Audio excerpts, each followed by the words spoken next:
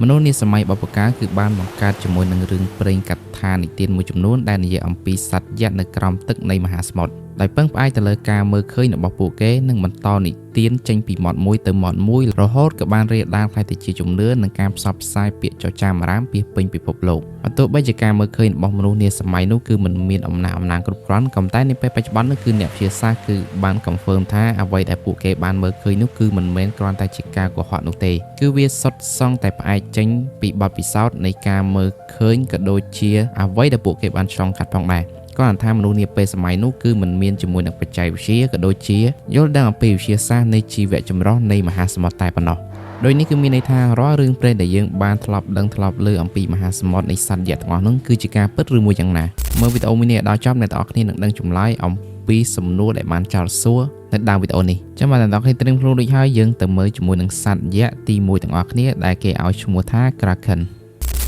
Kraken គឺជាសម្បត្តិអាក្រក់មួយសម្រាប់នាវិកនាសម័យអតីតកាលនិងតែងតែលោកបន្លាយមនុស្សនាសម័យនោះអស់រយៈកាលរាប់សតវត្សទៅហើយ Kraken គឺជាពាក្យដែលចេញអំពីភាសាន័រវេដែលមានន័យថាមឹក Kraken គឺត្រូវបានគេពិពណ៌នាថាគឺជាសត្វមឹកយក្សដ៏ធំមួយនិងមានដៃវែងៗហើយវាមានសមត្ថភាពក្នុងការទាញពន្លិចនាវាធំៗដែលមានវត្តមានឆ្លងកាត់សមុទ្រន័រវេក្បែរឆ្នេរប្រទេសន័រវេនាឆ្នាំ1646អ្នកន័រវេម្នាក់ដែលមានឈ្មោះថា Christian Johnson គឺបានសរសេររៀបរាប់បរិយាយអំពីសត្វយក្ស Kraken ជាលើកដំបូងបន្ទាប់មកអ្នកធ្វើដំណើរនៅលើមហាសមុទ្រជាច្រើនគឺបាននិយាយចែករំលែកអំពីបទពិសោធន៍នៃការប៉ះគ្នាជាមួយនឹងសត្វ Kraken ពីមាត់មួយទៅមាត់មួយរហូតបានក្លាយទៅជាពាក្យចចាមអារាមនិងភាពភ័យខ្លាចអំពីសត្វ Kraken ទៅកាន់នាវិកគ្រប់គ្នានាវិកខ្លះគឺបានពិពណ៌នាថា Kraken គឺជាសត្វដែលមានទំហំធំនិងមានដៃវែងៗជាច្រើនមានភ្នែកក្រហមប្រៀបដូចជាអារក្សទឹកដែលតែងតែចេញវាយប្រហារក្រុមមនុស្សដែលកំពុងតែធ្វើដំណើរឆ្លងកាត់សមុទ្រន័រវេរាល់ពេលដែលមានរលកធំ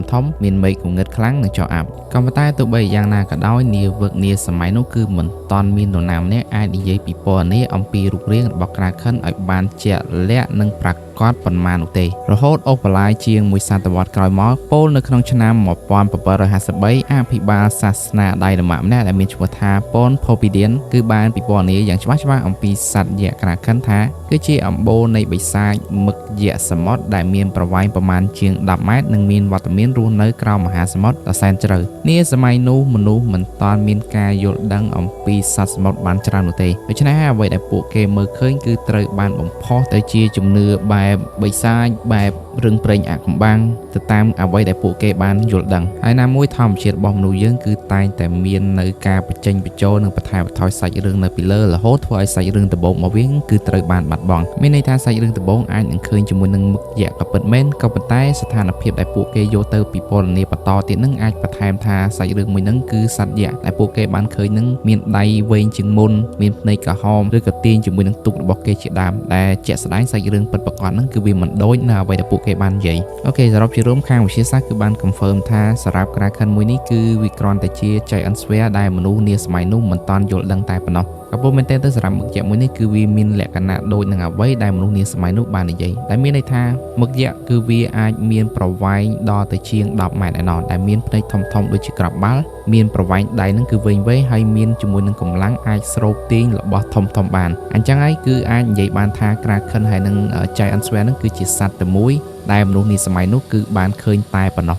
អូខេសូណាគឺយើងចូលទៅកាន់សត្វយក្សទី2ដែលគេឲ្យឈ្មោះថា Sea Serpent ឬក៏សត្វពស់សមុទ្រអរិយកាលរាប់ពាន់ឆ្នាំណាស់មកហើយដែលមនុស្សជុំវិញពិភពលោកបាននិយាយអំពីសត្វយក្សសមុទ្រមួយដែលមានរាងដូចជាពស់ឬក៏នាគដែលហែលនៅក្នុងមហាសមុទ្រនិងតែងតែវាយប្រហារទៅកាន់នាវាសត្វមួយនេះគឺត្រូវបានគេឲ្យឈ្មោះថា Sea Serpent ឬក៏សត្វយក្សសមុទ្រហ្នឹងសម្រាប់មនុស្សនាសម័យបុរាណសត្វមួយនេះគឺមិនមែនជារឿងព្រេងនោះទេក៏ប៉ុន្តែវាគឺជាអ្វីមួយដែលពួកគេជឿថាមានវត្តមានពិតនៅក្នុងមហាសមុទ្រដ៏សែនជ្រៅនិងតែងតែបង្កជាគ្រោះមហន្តរាយទៅកាន់អ្នកដែលធ្វើដំណើរនៅលើមហាសមុទ្រនៅតំបន់ Mediterranean នៃអាស៊ីខាងលិចប្រជាជនបុរាណគឺបាននិយាយអំពីសង្គ្រាមរវាងព្រះជាមួយនឹងសត្វ Sea Serpent ហ្នឹងជាពិសេសគឺរឿងព្រេងនៅខាងអរិយធម៌ Babylonian ដែលនិយាយអំពីសង្គ្រាមរបស់ Tiamat និង Marduk ដែលសាច់រឿងទាំងអស់ហ្នឹងគឺត្រូវបានគេដំណាលថាកាលដែលដើមកំណើតនៃពិភពលោកគឺទៅតែកកើតដំបូងហ្នឹងគឺមានជាមួយនឹងសត្វនាគមួយក្បាលដែលមានឈ្មោះថា Tiamat ហ្នឹងគឺជាសភាវៈដែលតំណាងឲ្យភាពងងឹតនៃសមុទ្រនិងភាពចលាចលផ្ទុយពីភាពវឹកវរគឺយើងមានជាមួយនឹងព្រះមួយអង្គដែលទៅតែចាប់កំណើតដែលគេឲ្យព្រះនាមថា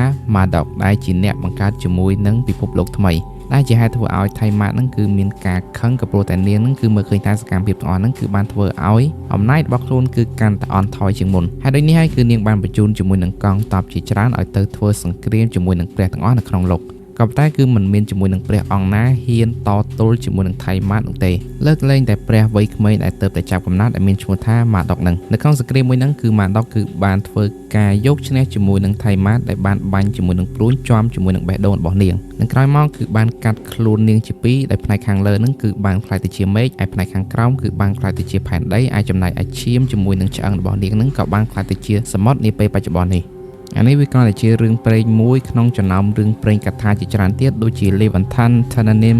Anit ដែលចេញអំពីរឿងព្រេងបុរាណរបស់រ៉ូមអីជាដើមហ្នឹងនៅក្នុងសតវត្សទី16មានអ្នកសាសនាជនជាតិសូលអែតម្នាក់ដែលមានឈ្មោះថា Olaus Magnus គឺបានគូជាមួយនឹងរូប Caesar នឹងនៅលើផែនទីរបស់ខ្លួនដែលមានឈ្មោះថា Cata Marina ដែលពិពណ៌នាអំពីសត្វមួយដែលមានប្រវែងចន្លោះពី200ទៅ400 feet និងជាសត្វសមុទ្របិសាចដែលចាំលេបត្របាក់និងវាយប្រហារគ្រប់នាវាទាំងអស់ដែលបានឆ្លងកាត់នៅក្នុងឆ្នាំ1734មានអ្នកប៉ាស្ទ័រម្នាក់ដែលមានឈ្មោះថា Han Iyat នៅ Greenland គឺបានរាយការណ៍ថាគាត់គឺបានប្រទះឃើញជាមួយនឹងសត្វសមុទ្រយក្សមួយក្បាលដែលមានជាមួយនឹងក្បាលដូចជាត្រីប្រឡែនដែលមានខ្លួនដូចជាសត្វពស់ដែលកំពុងតែហែលឆ្វាលជាមួយនឹងនាវារបស់ពួកគាត់នៅក្នុងព្រឹត្តិការណ៍មួយនឹងផងដែរគឺមិនមានការវាយប្រហារណាកើតឡើងនោះទេក៏ប៉ុន្តែអ្នកនាវិកនាចំនួននោះគឺបានសន្និដ្ឋានថានេះមិនមែនគ្រាន់តែជាសត្វសមុទ្រធម្មតានោះទេពលគឺវាប្រហែលជាសត្វ Sea Serpent ដែលគេបានពិពណ៌នាត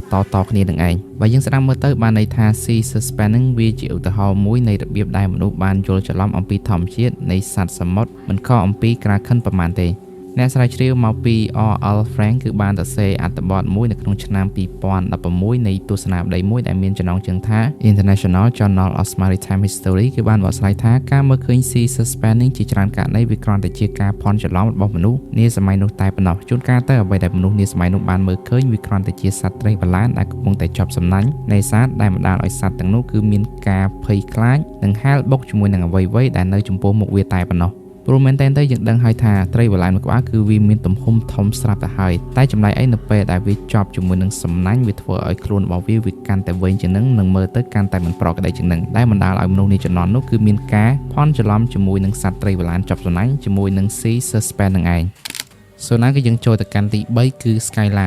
គឺជាបិសាចសមុទ្រដ៏ល្បីល្បាញបំផុតមួយរបស់ក្រិកបុរាណ Skyla គឺជាសភាវៈបិសាចដែលមានភេទជាភេទស្រីហើយមានខ្លួនពាក់កណ្ដាលខាងលើគឺជាមនុស្សនិងពាក់កណ្ដាលខាងក្រោមគឺជាសត្វនាគតែសត្វនាគហ្នឹងគឺមានក្បាលចំនួន6ឬឯកសារខ្លះគឺថា Skyla មួយនេះគឺមានរូបរាងកាយឬក៏ពាក់កណ្ដាលខាងក្រោមហ្នឹងគឺជាសត្វឆ្កែនៅក្នុងរឿងព្រេងបុរាណ Skyla គឺមានតួនាទីធ្វើជាអារក្សសមុទ្រដែលរស់នៅខាងតំបន់ពាក់កណ្ដាលរវាងព្រំដែនប្រទេសអ៊ីតាលីនិងកោះស៊ីស៊ីលីដែលមានឈ្មោះថា Free of Messina នៅក្នុងវប្បធម៌បុរាណរបស់ជនជាតិក្រិក Skyla គឺត្រូវបានគេបញ្ចូលទៅក្នុងអក្សរសិល្ប៍បុរាណដ៏ល្បីល្បាញមួយក្បាលដែលមានចំណងជើងថា Odyssey ដែលនិយាយអំពីដំណើរនៅលើមហាសមុទ្រអស់រយៈពេល10ឆ្នាំក្នុងការត្រឡប់មកផ្ទះវិញរបស់បុរសម្នាក់ដែលមានឈ្មោះថា Odyssey ក្រោយបញ្ចប់សង្គ្រាមនៅ Troy នៅក្នុងសាច់រឿងនេះផងដែរ Odyssey គឺត្រូវប៉ះគ្នាជាមួយនឹងឧបសគ្គចំនួន2ទី1គឺ Skyla គឺជាបិសាចដែលចាំចាប់អ្នកដំណើរធ្វើជាចំណីឯទី2ហ្នឹងគឺប៉ះជាមួយនឹងសភាវៈមួយដែលគេហៅថា Charybdis គឺជារង្វង់ទឹកគួយដ៏ធំមួយដែលចាំស្រូបយកនាវានៅពេលដែលមាននាវាឆ្លងកាត់Odyssey គឺបានដឹងថានៅខាងមុខគឺមានច្រកផ្លូវចំនួន2ដែលអាចនាំពួកគេទៅផ្ទះបានដូច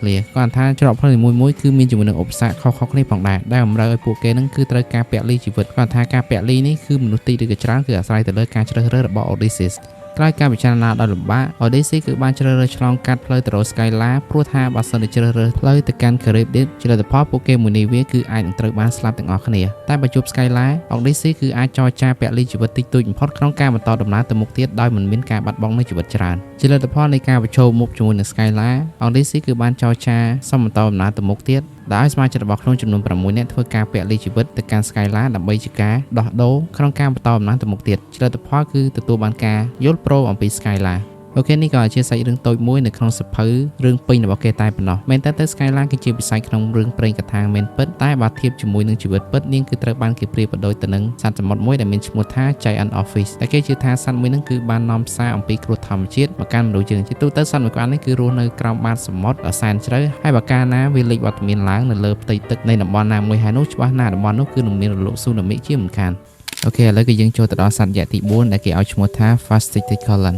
Fasciculum ត្រូវបានគេពិពណ៌នាថាគឺជាសត្វយក្សសមុទ្រដ៏ធំមួយកាលពីសម័យបុព្វកាលដែលវាមានរូបរាងដូចជាសត្វអណ្ដើកឬក៏សត្វត្រីបាឡែនដែលភាពគ្រោះថ្នាក់របស់វានឹងគឺជាការខ្លែងបន្លំខ្លួនធ្វើជាកោះតូចៗក្នុងគោលបំណងបោកបញ្ឆោតទូកអ្នកដំណើរឲ្យចុះចតរួចទាញពន្លិចពួកគេឲ្យស្លាប់ចូលទៅក្នុងមហាសមុទ្រនៅសតវត្សទី2គឺមានសៀវភៅជាភាសាឡាតាំងមួយក្បាលដែលមានចំណងជើងថា Physiologist គឺបាននិយាយអំពីសត្វសមុទ្រយក្សមួយប្រភេទដែលត្រូវបានគេឲ្យឈ្មោះថា Aspidonchollon ដែលសត្វមួយហ្នឹងគឺត្រូវបានគេបញ្ចូលទៅក្នុងសៀវភៅកំណាព្យបែបជាសាច់រឿងរបស់ភាសាអង់គ្លេសចំណងជើងមួយគឺមានឈ្មោះថា The Well ដែលនិយាយអំពីសត្វយក្សមួយក្បាលដែលគេឲ្យងារថាគឺជាកោះមរណៈតាមភាសាសាស្ត្រឬក៏ពាក្យសាស្ត្រហ្នឹងឈ្មោះថា Fasciculum ហ្នឹងគឺត្រូវបានបំបែកចេញពីពាក្យក្រិចមួយឃ្លានេះថា Aspidocholon ដែលមានន័យថាអណ្ដើកដែលមានស្នូករាងមូលដូចខែលហើយផ្នែកនៃស្នូកនេះឯងគឺជារឿយៗតែងតែមានជាមួយនឹងរុក្ខជាតិដុះនៅពីលើកោគ្នាដូចជាភ្នំដែលមើលពីចម្ងាយទៅហាក់បីដូចជាកូនកោះមួយដែលស្ថិតនៅលើមហាសមុទ្រដ៏សែនធំធេង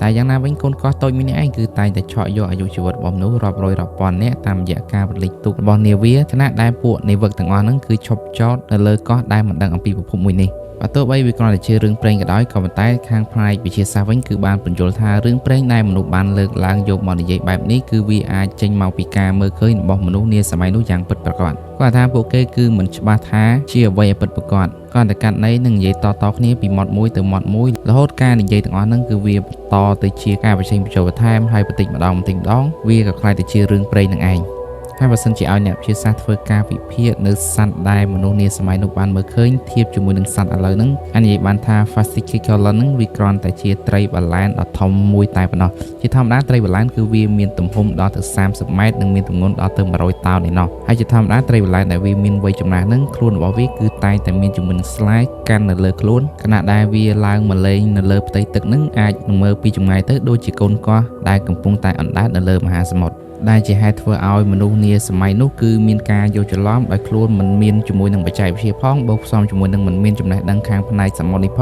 ងធ្វើឲ្យមានការភ័ន្តច្រឡំថានោះគឺជាកោះដែលមានជីវិតដែលកំពុងតែយាយីទៅកាន់អាយុជីវិតរបស់ពួកគេខណៈដែលពួកគេនឹងគឺមានការភ័ន្តច្រឡំទៅចោះចោតនៅលើសត្វទាំងអស់នឹងអីចឹងទៅអានេះវាគឺជាការវិភាគតាមបែបវិទ្យាសាស្ត្រអូខេឥឡូវគឺយើងចូលទៅដល់សត្វចម្លែកដែលរស់នៅក្នុងសមុទ្រទី5ដែលមានឈ្មោះថា Sirenចឹងខ្ញុំជឿថាអ្នកមើលមួយចំនួនសឹងតែលើស 50% ហើយដែលស្គាល់ជាមួយនឹង Siren មួយហ្នឹងគឺវាមានភាពល្បីល្បាញទាំងនៅក្នុង game ទាំងនៅក្នុង movie ដែលយើងតែងតែឃើញឲ្យគេលើកយកមកនិយាយរហូតហ្នឹងក៏ប៉ុន្តែប្រហែលជាអ្នកទាំងអស់គ្នាគឺមានការយល់ច្រឡំដ៏ធំមួយតាក់ទងទៅនឹង Siren ហើយ Merman ចឹងអាសត្វទាំងពីរហ្នឹងគឺខុសគ្នាទាំងស្រុងតែម្ដងអ្នកខ្លះគឺយល់ច្រឡំថា Siren ហ្នឹងគឺជាត្រីមច្ឆាដែលតែងតែច្រៀងតែងតែហៅជាមួយនឹងអ្នកនាវាដែលឆ្លងកាត់ហ្នឹងឲ្យមកស្លាប់អីចឹងទៅជាក់ស្ដែងគឺអត់ដូចគ្នានោះទេនៅក្នុងរឿងព្រេងកថារបស់ក្រិចបុរាណ Siren នឹងគឺតំណាងឲ្យអំណាចនៃសម្លេងការលួងលោមនិងសេចក្តីស្លាប់ដើមឡើយ Siren គឺមិនមែនជាសត្វអាក្រក់ឬក៏ជាសត្វបិសាចអីនោះទេនាងគ្រាន់តែជាស្ត្រីដែលមានតួនាទីជាអ្នកបម្រើរបស់ទេវតាមួយអង្គដែលមានឈ្មោះថា Persephone ដែលជាបុត្រីរបស់ទេវតា Demeter Persephone គឺជាទេវតានៃផ្កានិងនិខិរដូវដែលតំណាងឲ្យជីវិតនិងសោភ័ណភាពនៅថ្ងៃមួយ Persephone ត្រូវបានចាប់ចម្រិតពីព្រះមួយអង្គដែលមានឈ្មោះថា Hades ដែលជាហេតុធ្វើឲ្យ Siren ត្រូវបានទទួលទោសពី Demeter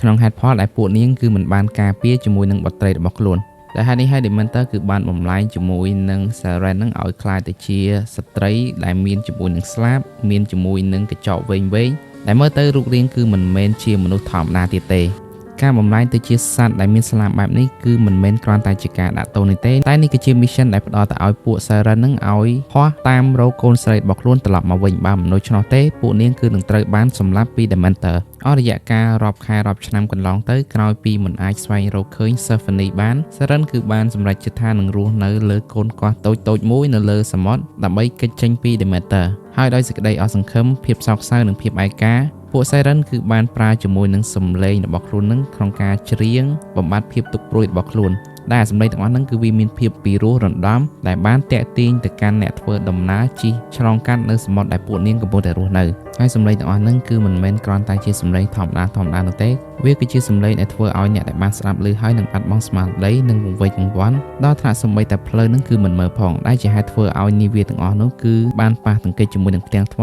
ដែលជាហេតុធ្វើឲ្យនាវាទាំងអស់ហ្នឹងត្រូវបានលិចស្លាប់នៅកណ្ដាលសមុទ្រឬក៏នាវាខ្លះគឺបានធ្វើដំណើរឆ្ពោះទៅរកភពសម្លេងដែលបានឮនឹងក៏ប៉ុន្តែមិនមាននាវាណាបានត្រឡប់មកវិញនោះទេតែគេជឿថានាវាដែលបានទៅនឹងគឺសុទ្ធតែខ្លាយទៅជាចំណីរបស់ Siren ទាំងអស់ជានេះទៀតនេះមិនមែនគ្រាន់តែជារឿងព្រេងនិ ទានតែមួយមុខនេះទេសម្រាប់ជំនឿរបស់ជនជាតិក្រិកបុរាណគឺគេជឿយ៉ាងពិតប្រាកដថា Siren គឺពិតជាមានវត្តមានយ៉ាងពិតប្រាកដនៅខាងសមុទ្រ Mediterranean ដែលគេហៅថា Siren Scopuli សម្រាប់នាពេលបច្ចុប្បន្ននេះនៅតែមានអ្នកជឿថា Siren គឺពិតជាមានយ៉ាងពិតប្រាកដមែនមានអ្នកដំណើរខ្លះដែលបានឆ្លងកាត់នៅតំបន់ខាងលើគឺបាននិយាយថាពួកគេតែងតែឮជាមួយនឹងសម្លេងមនុស្សស្រីច្រៀងយ៉ាងក្រលួចដែលឮហើយនឹងបាត់អស់ហើយនៅសេចក្តីទុក្ខព្រួយនិងសេចក្តីនឿយហត់ហើយព្រាមៗនោះពួកគេសត្វតែមានអារម្មណ៍ចម្លែកថាចង់ដឹងចង់ឮជាមួយនឹងស្លេងមួយនឹងដែលទាញឲ្យចិត្តរបស់ពួកគេនឹងចង់ធ្វើដំណើរទៅរកនៅប្រភពស្លេងទាំងអស់ហ្នឹងឥ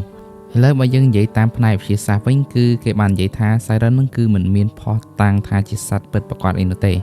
ក៏ប៉ុន្តែពួកគេអាចបកស្រាយបានថាសំឡេងដែលតែងតែបន្លឺទៅដល់អ្នកដែលធ្វើដំណើរតាមសមុទ្រហ្នឹងមែនតើសំឡេងទាំងអស់ហ្នឹងគឺវាបានបង្កើតទៅដោយបាតុភូតធម្មជាតិព្រមជាមួយនឹងសត្វសមុទ្រដោយផ្ទាល់តែម្ដងជាធម្មតាខ្យល់ដែលមានអន្តរកម្មប៉ះជាមួយនឹងថ្មនិងរន្ធថ្មនៅតាមឆ្នេរសមុទ្រហ្នឹងប្រកបណាគឺវាអាចបង្កទៅជាសំឡេងបានជានេះទេសម្រាប់សត្វសមុទ្រក៏ដូចគ្នាដែរដូចជាសត្វភេសមុទ្រ Dolphin ហើយនិង Manatees ក៏ជាសត្វដែលអាចបញ្ចេញសំឡេងដ៏ចម្លែកនៅពេលយប់បានដែរដែលជាហេតុធ្វើឲ្យអ្នកដំណើរនៅតាមនាវានឹងគឺមានការយល់ច្រឡំបន្ថែមលើពីនេះទៀតសម្រាប់អ្នកដំណើរនៅសម័យបុរាណជាទូទៅមនុស្សទាំងអស់ហ្នឹងគឺប្រកបរបរជាអ្នកជួញដូរការងារពលកម្មទេសចរអីជាដើមហ្នឹងដែលធ្វើឲ្យពួកគេហ្នឹងភាគច្រើនគឺខ្វះជាមួយនឹងអាហារូបត្ថម្ភគេមិនសូវគ្រប់គ្រាន់និងបណ្ដាលឲ្យមានជាមួយនឹងអាការៈមួយដែលគេហៅថា hallucination ដែលជាអាការៈដែលធ្វើឲ្យមនុស្សហ្នឹងមានការស្មារសម័យដែលធ្វើឲ្យសំឡេងធម្មជាតិឬក៏សំឡេងសត្វសមុទ្រហ្នឹងត្រូវបានពួកគេបកស្រាយថាគឺជាសំឡេងនៃសត្វបិសាចដែលកំពុងតែធ្វើកលអីចេះមួយចេះពីរចឹងទៅអាហ្នឹងគឺជាការបកស្រាយតាមលក្ខណៈវិទ្យាសាស្ត្រហើយបើយើងស្ដាប់មើលទៅគឺវារៀងសមហេតុផលមួយយ៉ាងដែរ